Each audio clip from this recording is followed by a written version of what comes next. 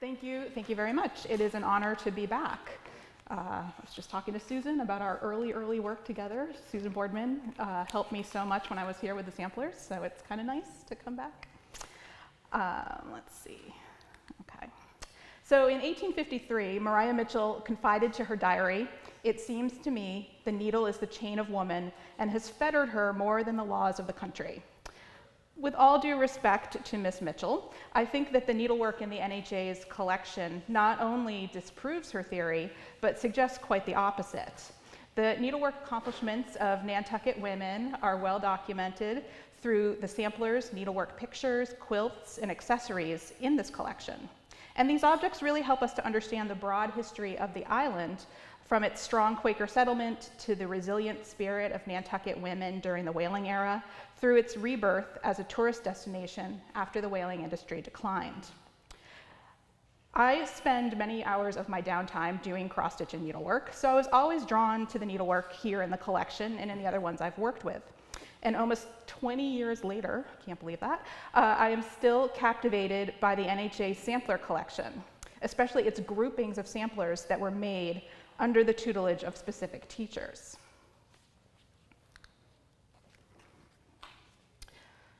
So as I mentioned, I always was interested in the needlework itself, but also because it was part of a bigger picture, and that it has a lot to teach us in connection with more traditional documentary sources. So the needlework samplers of Nantucket illustrate the impact of Quaker faith, illuminate the tight-knit connections between girls and women who remained at home while their fathers and husbands traveled the ocean in search of whales. And of course, the Society of Friends had a pretty big impact on education on the island. It was established by 1700, and before 1800, nearly half of the over 5,600 residents were Quakers. And so pretty quickly, the Quakers gathered to establish school. They would oversee their own schools. And of course, needlework had a practical function.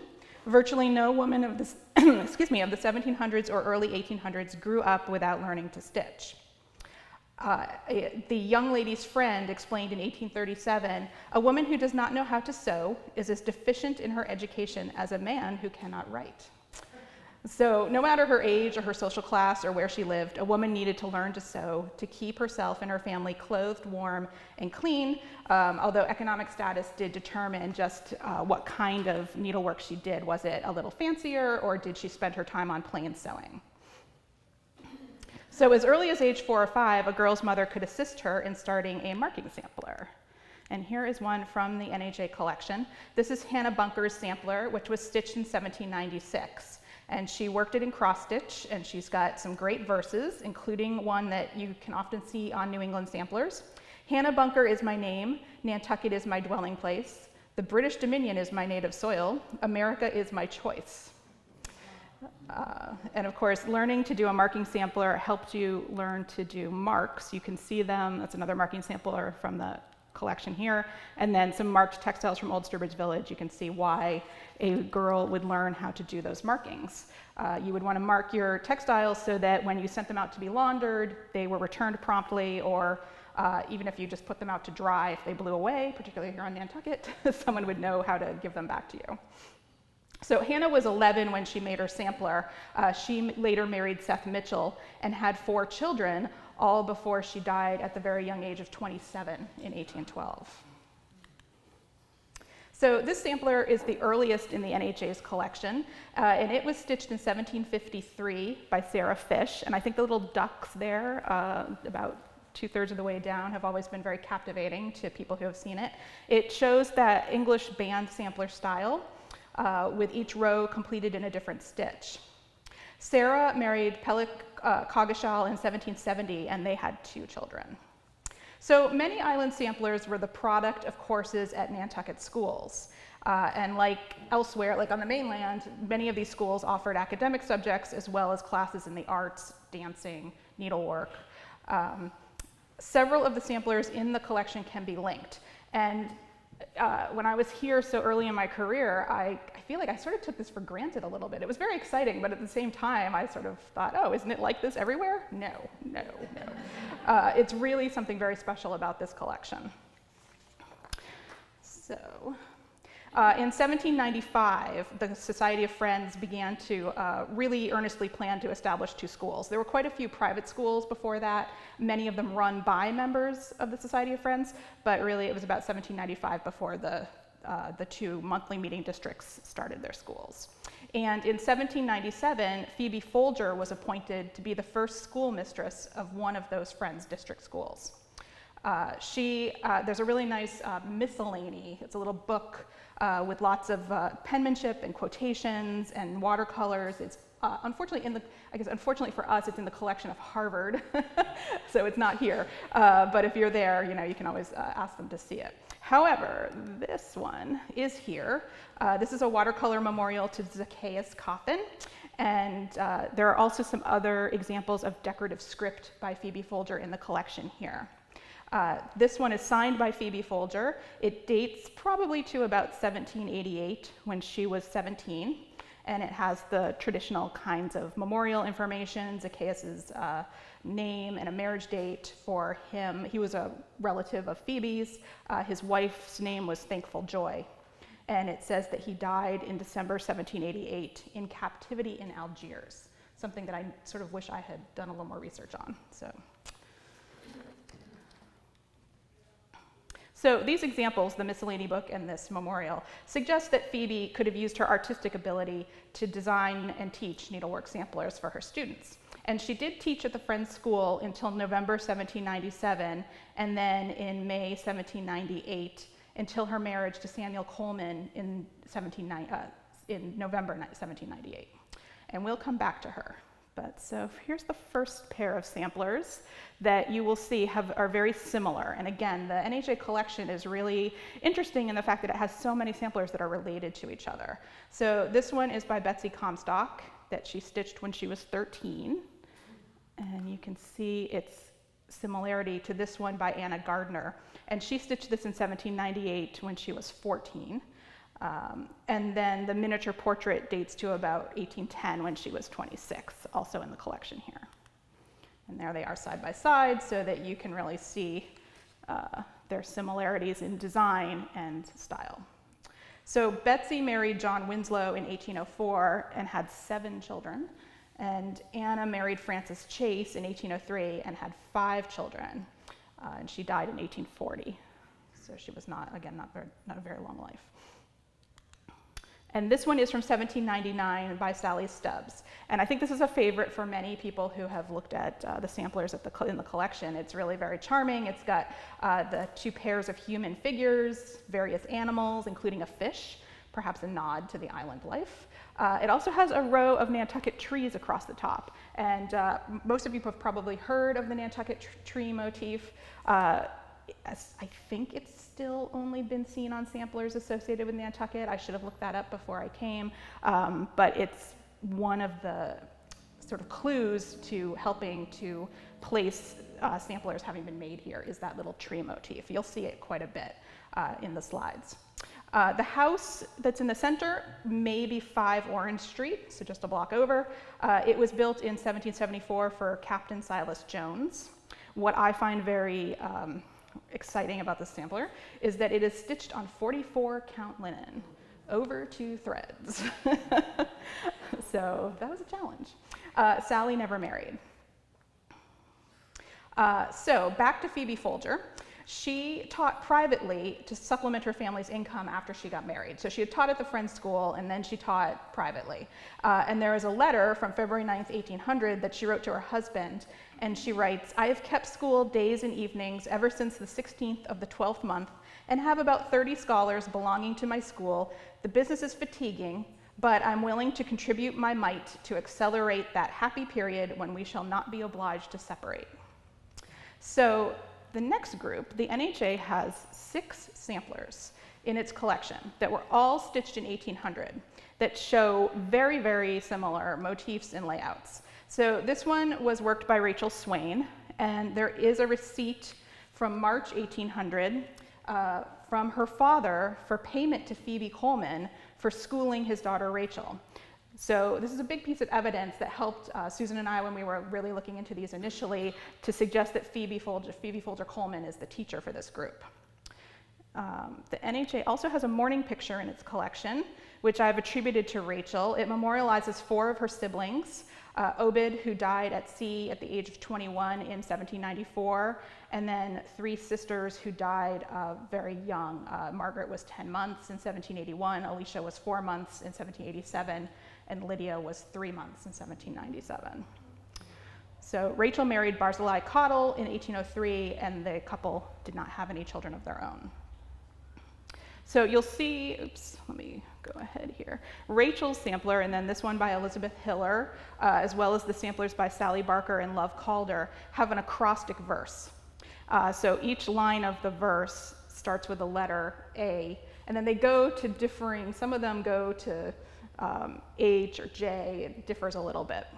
But they do all have this acrostic verse where it goes A, B, C, each line starts with a different letter. And they've got those Quaker elements of distinctive pot of flowers with little pairs of birds, the zigzag border, black dogs, and white sheep. So Elizabeth Hiller was 12 when she made this sampler, and you can see her portrait, which again is in the NHA collection. She has the most lines of the verse, and I'll just read it because I'm sure you can't read it from the slide. So it's 12 lines on her sampler. The other ones have fewer. All mortal men that live must surely die, but how or when is hid from human eye.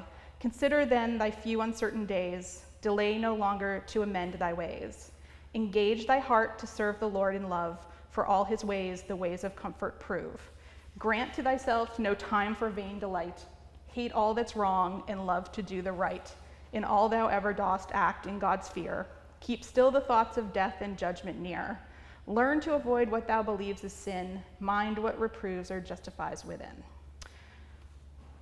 So Elizabeth married Uriah Coffin in 1813, and they had 1 child. And then this is Sally Barker's. Hopefully you're seeing the similarities here. This is actually my favorite sampler in the NHA's collection. It was then, it still is. Something about it, I just love it. It is stitched on a gauze fabric with silk thread. So again, I'm pretty impressed at the needlework chops there. I've done that, it's hard. I don't know if I could still do it with my older eyes, but she did a good job. Unfortunately, I don't have genealogical information about Sally Barker. There were quite a few of them in the Barney genealogy, and there were several of them didn't have a birth date, so I don't know too much about her.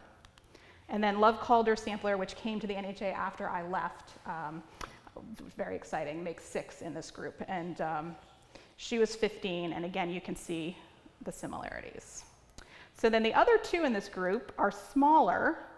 They're a little squarer, and they have a different verse. It's from John Hawkins' Epigram on Providence. And that reads, see how the lilies flourish white and fair, see how the ravens feed from heaven's care. So this is Mary Brown's sampler. It is stitched in silk on 40 count linen gauze. She was 9, so yeah, no excuses. Although again, I think her eyesight was a great deal better than mine was anyway, mine is. So she's got her birth date of June 18, 1791 in Nantucket, and then the date of 1800. And you can see that Nantucket tree on there too, again. When the sampler was given to the NHA in 1994, it had been passed down in the family. It was still in its original frame, which was made by Mary's father, William. So that was also a nice part of the story. And Mary married Seth Pinkham. Here they are, again, portraits in the NHA collection. They had 7 children. He died at sea in 1844, sadly. And then she continued living on Nantucket for 30 years until 1874 when she died. And then this is the last one in this group, Anna Meter. Again, I think you can see the similarities to Mary Brown's with the Nantucket tree and the shape. 44 count linen. She was 12, so a little older. And she married Henry Hussey, and they had 1 child who unfortunately died young. So while Phoebe Folger Coleman was an accomplished teacher, it seems that she did work with an assistant from time to time. Some of the minutes from the Women Friends of the Northern District note that she expects to have assistants. Lydia Gardner, who was a neighbor of Phoebe's, might have been her assistant in 1798 and 1800. She was proposed as tutoress of the Nantucket Friends School in 1800, which combined children from the original 2-district monthly meeting schools. So those records tell us about that. And this is a sampler by Mary Starbuck in the collection from 1808. And at the bottom it says that she worked at the Friends School kept by Lydia Gardner, Nantucket, in 1808. And this is the only sampler in the NHA collection that has the school teacher's name. So it's kind of nice to note that. And again, you can see baskets of flowers and black dogs and the Nantucket tree. She was 12 when she made the sampler. She married Shubale Allen in 1818, and they lived at 18 Milk Street with their 7 children. And then the NHA has 2 samplers by Sally Starbuck, Mary's sister, that again both date to about 1808. And both of them are marking samplers. This is the larger of the 2. Sally married Isaiah Folger in 1824 and had 1 son in 1833. And then this one is by Sarah Pinkham. I really kind of like the story about Sarah Pinkham. She lived until 1902 when she was 92 years old. And when she died, according to the obituary in the newspaper, she was the island's oldest female resident. So I'm sure she had great stories. But she made this sampler when she was 11, and then apparently held on to it all that time. So it's really nice that we still have it to look at. She married in 1834, and her husband, Elisha Bunker, was a whaleman and also died at sea in 1841. And they had 1 child, but she never met her father because he was already on his fatal whaling voyage when she was born, and he never made it home. So a little sad there.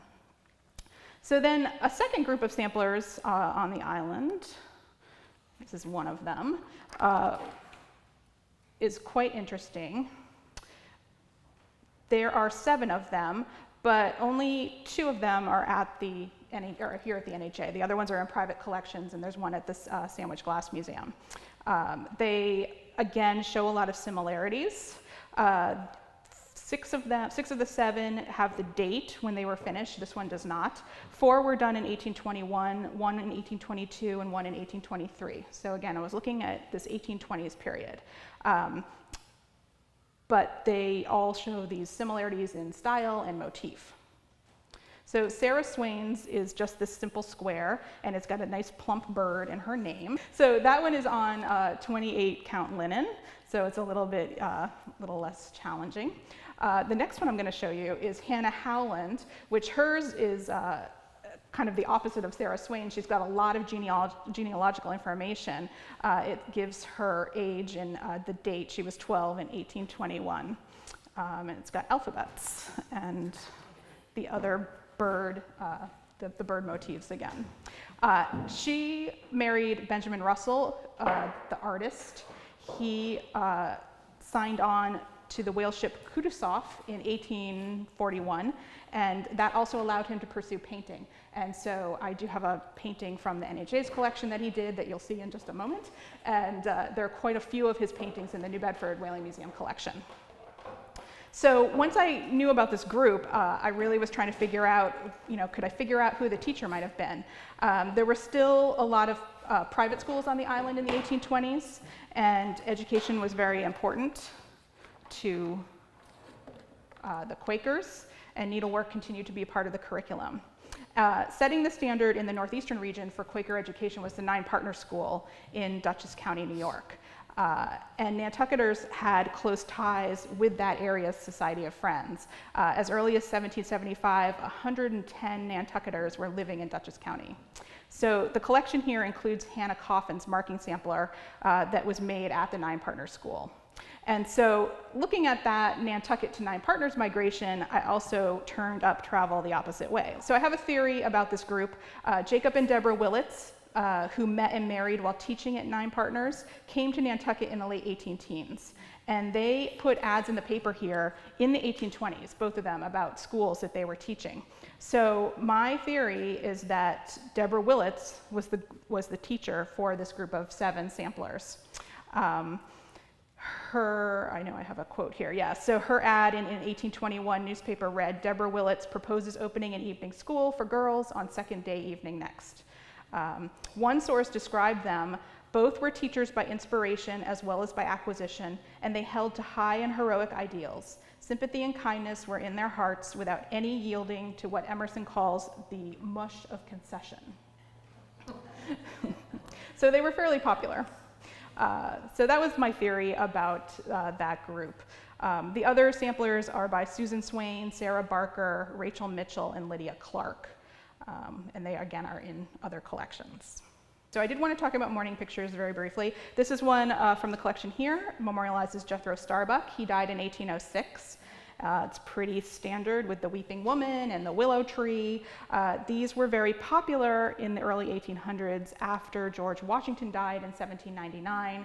This is a pretty popular printed one that has been in pretty much every collection I've ever worked with. People really loved it. Let's see. And so the Jethro Starbuck one was probably made by one of his female relatives, and it lists some information about him on the base. And then, of course, family record samplers were also quite popular in the early 1800s, again, particularly on Nantucket, where family ties were so important to people.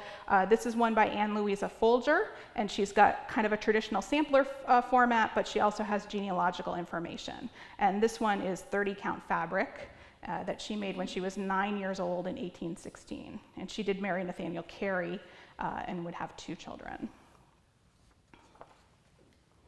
And then you can see that this is a painted family record, just to make the point that it was not just a needlework trend, but there were printed ones, there were painted ones like this one for Thomas Hiller and Elizabeth Smith that's in the collection here. And it was a way to sort of show your pride in your family and your ancestors.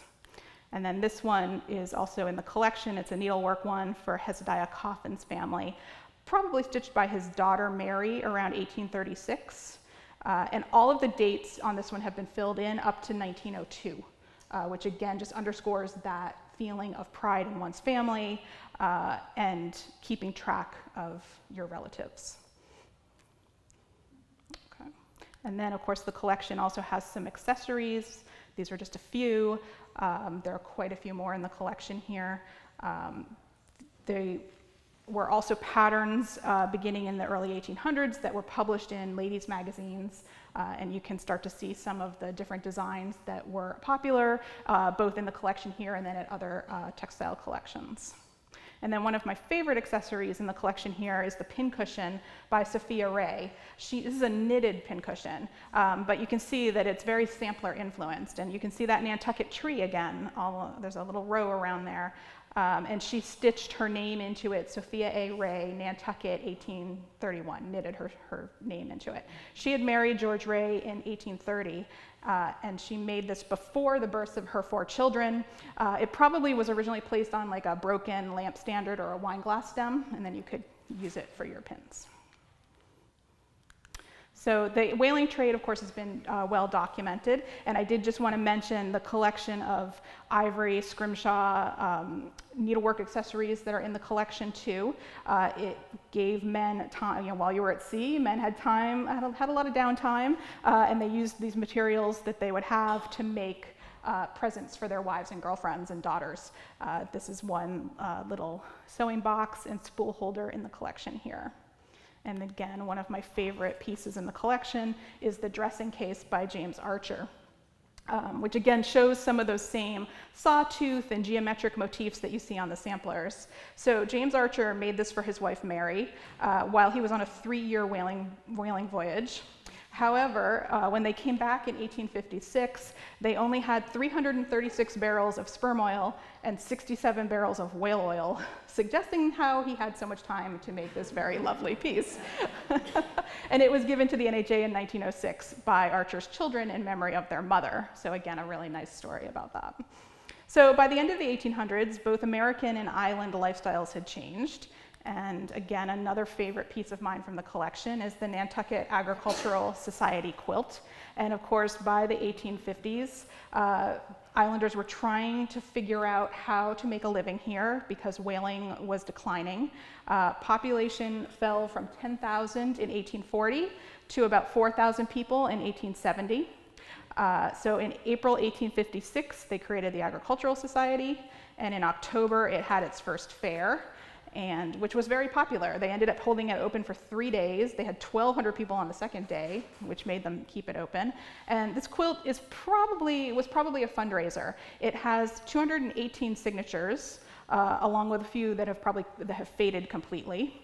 And some of them have verses and little drawings, and you can see that here in the details. It's the block is known as Friendship Album Quilt, Broken Sash, and Dutch Tile, and it's hand quilted.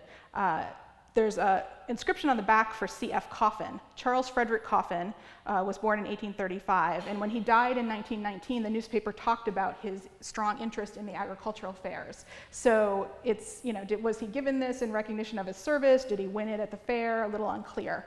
But it was passed down in his family and given to the NHA in 1970. So I'm going to circle back to tourism, but I wanted to just mention again the mid and end of the 1800s. You can see changes that are happening elsewhere on the mainland, again to needlework. They're represented in the collection here as well. I was talking about the pieces that are 44 count and 40 count. This one from 1845, this sampler is only 24 count, stitched over 2.